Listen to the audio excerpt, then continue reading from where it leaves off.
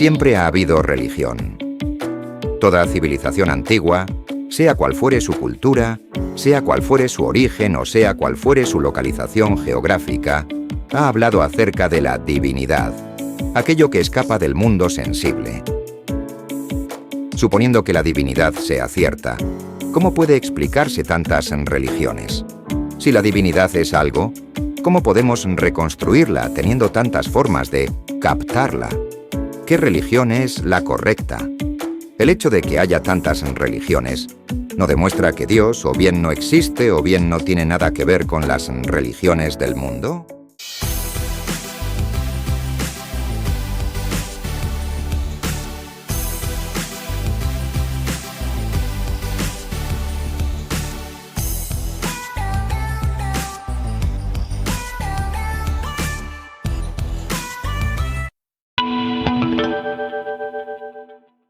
Si realizamos una mirada superficial a las distintas religiones, lo primero que nos vendrá a la mente es el porqué de tantos intentos diferentes de llegar a la divinidad.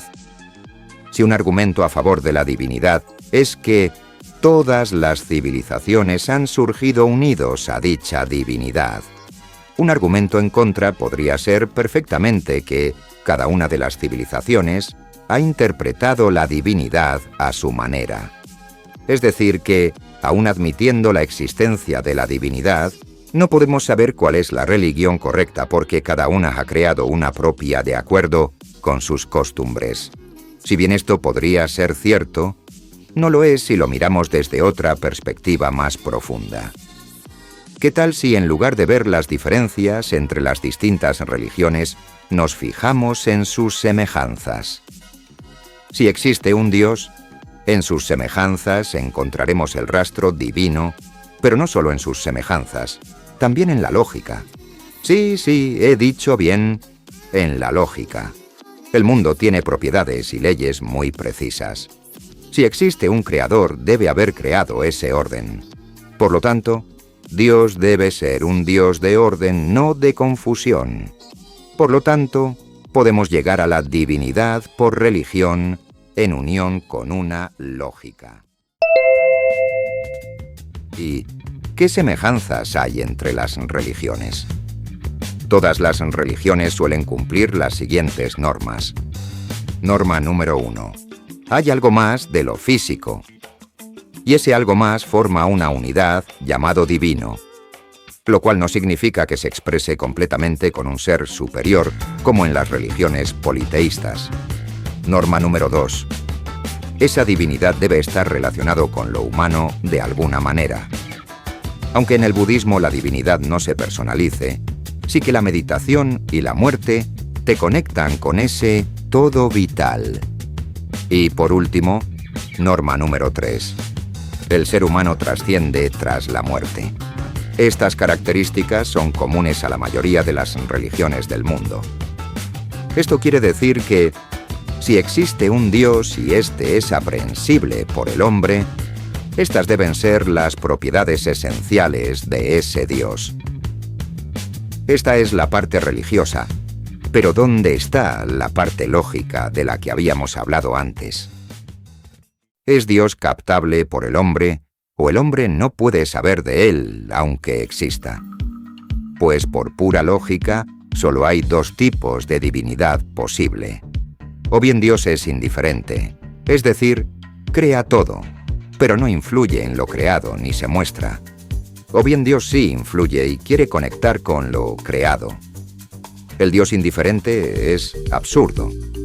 ¿Cómo va a crear algo una divinidad por pura creación?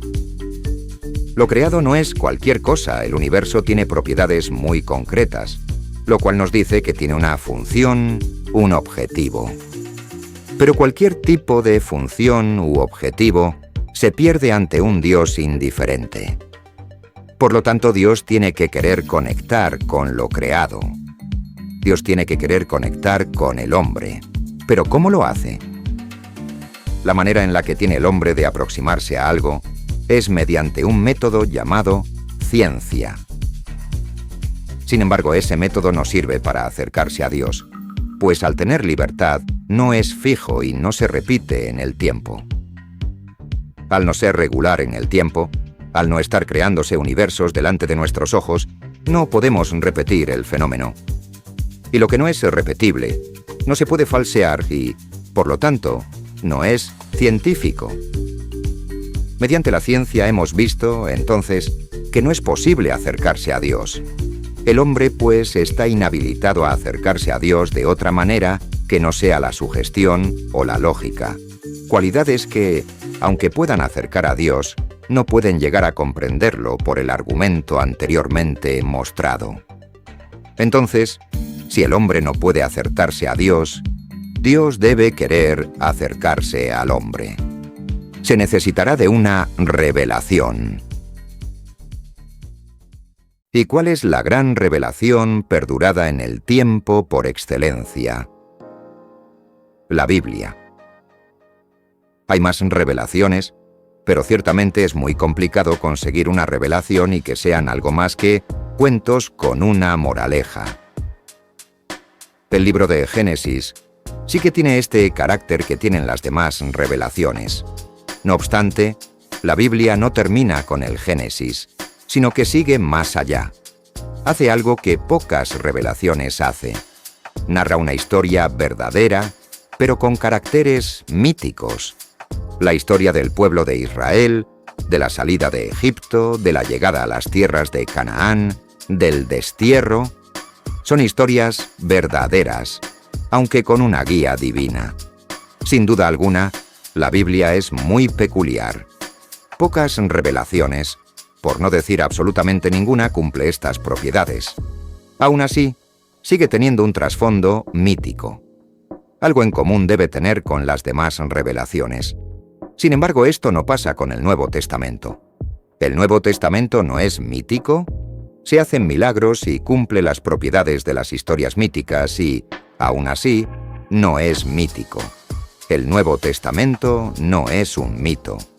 Para que una historia sea mítica, debe tener una característica esencial, que es una larga distancia de tiempo entre lo narrado y el público hacia quien se narra. Si yo te digo que hace 10.000 años hubo un diluvio que inundó la tierra, eso es un mito. Puede servir para explicar algo, pero es un mito. No puedes comprobar nada ni corroborar con nadie. Es una historia que tiene una función. Es un mito. Pero eso no es el Nuevo Testamento.